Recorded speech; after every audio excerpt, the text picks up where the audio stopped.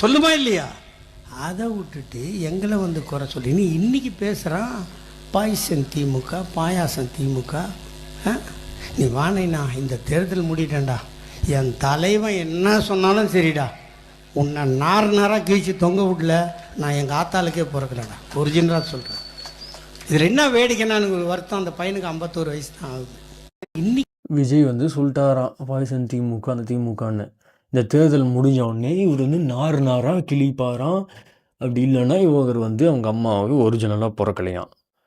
சத்தியமாக சொல்கிறாராம்.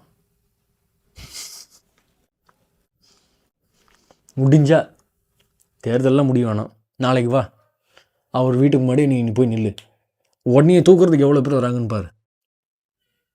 நீயே ஸ்டேஜில் ஏறி ஓப்பனாக ஒரு ரூலிங் பார்ட்டியில் இருக்குது, அதாவது கவர்மெண்ட் உங்ககிட்ட தான் இருக்குது, அப்படி இருக்கிற ஆள் நீயே வந்து இவ்வளோ கேவலமாக பேசுகிறப்போ